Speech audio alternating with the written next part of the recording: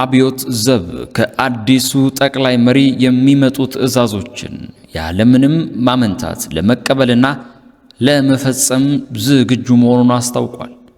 የኢራን የመንግስት መገናኛ ብዙሃን አሪብና የታስኒም የዜና ወኪል አዲስ ስለተሾሙት ሞሽታብ ከአብዮታዊ ዘብ የተሰጠው መግለጫ አጋርተዋል።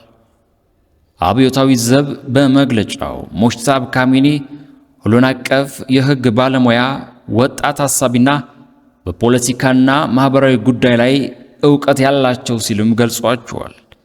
የአብዮታዊ ዘብ አባላቱ ከበላይ መሪው የሚሰጡ ትዕዛዞችን ያለምንም ማመንታት እንደሚቀበል ሙሉ በሙሉ ለመታዘዝና ራስን መስዋዕት ለማድረግ ዝግጁ ናቸው በማለት ለካሚኔ ያለው አክብሮት፣ ታማኝነትና ታዛዥነት ገልጿል። አሜሪካና እስራኤል የካቲት 21 2018 ዓ.ም በኢራን ላይ በከፈቱት የጋራ ጥቃት ከተገደሉት ከፍተኛ የኢራን ባለስልጣናት መካከል የአብዮታዊ ዘብ ዋና ጽሕፈት ቤት አዛዦች ይገኙበታል።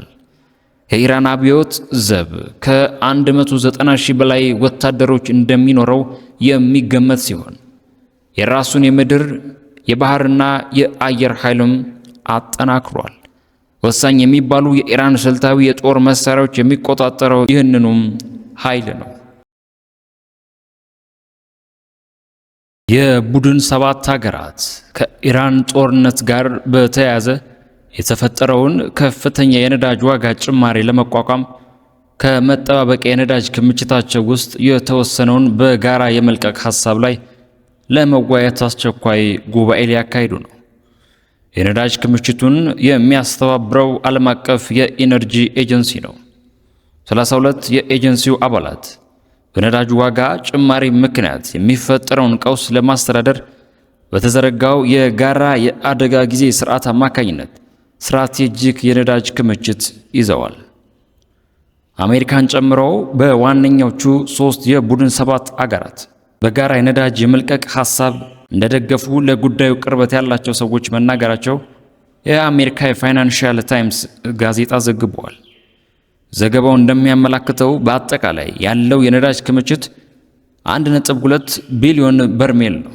የአሜሪካ ባለስልጣናት ከዚህ ውስጥ ከ300 እስከ 400 ሚሊዮን በርሜል ያህሉ በጋራ ሊለቀቅ ተገቢ ነው የሚል ሐሳብ ተናግሯል። የቡድን ሰባት ሀገራት ይህንን ስብሰባ የሚያካሂዱት ፕሬዚደንት ትራምፕ በጦርነት መጀመር ምክንያት በከፍተኛ ደረጃ የጨመረውን የድፍድፍ ነዳጅ ዋጋ እንዲያስቆሙ ጫና እየተደረገባቸው ባለበት ጊዜ ነው። ከአውሮፓውያኑ 2022 በኋላ ከፍተኛ የዋጋ ጭማሪ የተስተዋለበት ነዳጅ በበርሜል $110 ገብቷል። አሜሪካና እስራኤል የከፈቱት ጦርነት ተከትሎ ኢራን ከዓለም የነዳጅ አቅርቦት 1/5 የሚሆነውን የሚጓጓዝበት የሆርሙዝ ወሽመጥ ዘግታለች። በተጨማሪም በዚህ ጦርነት የነዳጅ ማከማቻና ማምረቻም ጥቃት ተፈጽሞባቸዋል። አሜሪካ የውጭ ጉዳይ ሚኒስትር የአስቸኳይ ጊዜ ሰራተኞች ያልሆኑ የአሜሪካ መንግስት ተቀጣሪዎችና ቤተሰቦች በደህንነት ስጋት ምክንያት ሳውዲ አረቢያ ለቀው እንዲወጡ አዘዘ። ሚኒስቴር መስሪያ ቤቱ አሜሪካውያን ዜጎች ወደ ሳዑዲ ጉዞ የማድረግ ሐሳባቸው በድጋሚ እንዲያጤኑት አሳስቧል። የውሳኔ የተላለፈው የኢራን ድሮንና ሚሳኤል የአሜሪካ ፍላጎቶችና ኢላማ ያደርጋሉ የሚል ስጋት በመኖሩ እንደሆነም ተገልጿል። የትጥቅ ግጭት፣ ሽብር፣ ከአገር የመውጣት ክልከላና የማህበራዊ ሚዲያ እንቅስቃሴን በተመለከተ የአገር ውስጥ ሕግ የመውጣቱ እርምጃዎች በስጋት ምንጭነት ተጠቅሰዋል። ኢራን በባህረ ሰላጤ ሀገራት የምትፈጽማቸው የድሮን ጥቃቶች በቀጠሉበት በዚህ ጦርነት የተነሳ አሜሪካ ኤምባሲ ሰራተኞቿን ስታስወጣ የመጀመሪያ አይደለም። ባለፈው ሳምንት በኩዌት ኤምባሲ የነበሩ ሰራተኞቿን ሙሉ በሙሉ አስወጥታለች። በተጨማሪም ሳውዲ የአየር ኃይል ሰፈሯ ኢላማ ያደረገ ባላስቲክ ሚሳኤል ከኢራን እንደተተኮሰባት ገልጻለች። የሀገሪቱ መከላከያ ሚኒስትር እንደገለጸው ከሆነ ወደ ልዑል ሱልጣን የአየር ኃይል ሰፈር የተተኮሰውን ባላስቲክ ሚሳኤል መክሸፉና መውደሙ አስታውቋል። ከዚህ አስቀድሞ ሚኒስቴር መስሪያ ቤቱ ወደ ሪያድ ከተማ ሰሜናዊ ክፍል የተተኮሱ 2 የድሮን ጥቃቶች ማክሸፉም አስታውቆ ነበር። ፕሬዚደንት ዶናልድ ትራምፕ ዩናይትድ ኪንግደም ከኢራን ጋር ለሚደረገው ጦርነት የሰጠውን ምላሽ ተከትሎ መራር ትችት ከሰነዘሩ በኋላ ለመጀመሪያ ጊዜ ከጠቅላይ ሚኒስትር ኬር ስታርመር ጋር ተነጋግረዋል።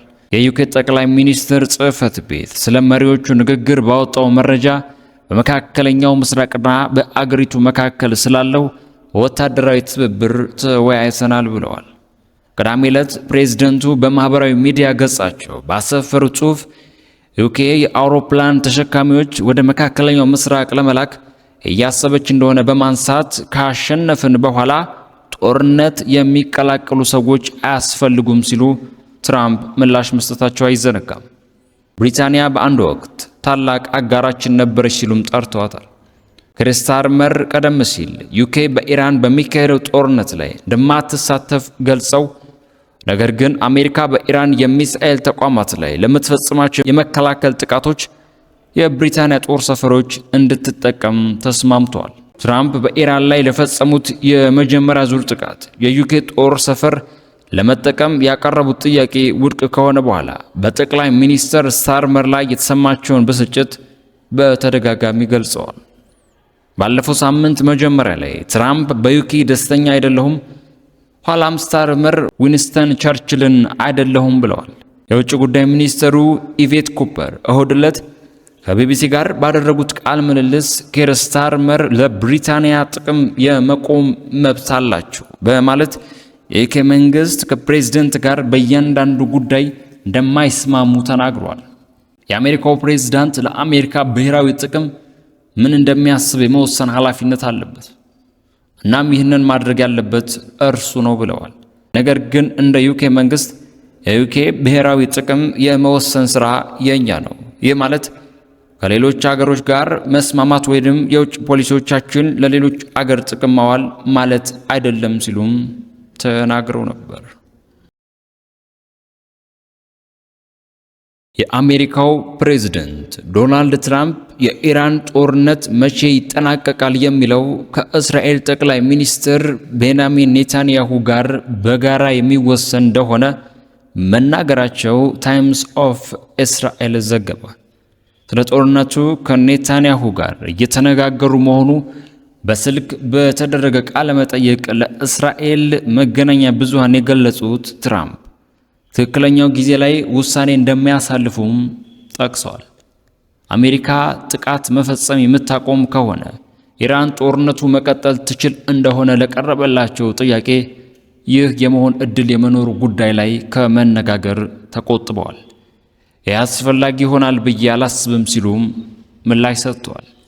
የቀድሞ አያቶላህ አሊ ኻሜኒ ልጅ የሆኑት ሞጅተባ ካሚኔ የኢራን ጠቅላይ መሪነት ስልጣን ስለመረከባቸው ለቀረበላቸው ጥያቄ ግልጽ ምላሽ ሳይሰጡም አልፈዋል። የሚፈጠረውን እናያለን ሲሉም አክለዋል። ከዚህ ቀደም ትራምፕ ለእኔ የካሚኒ ልጅ ተቀባይነት የለውም ሲሉ ሞጅተባ ላይ ያላቸው ተቃውሞ አሰምተው ነበር። የዛሬው አበይት መረጃዎቻችን ይህንን ይመስሉ ነበር። ከደቂቃዎች በኋላ በሌሎች መረጃዎች እንገናኛለን። ሰናይ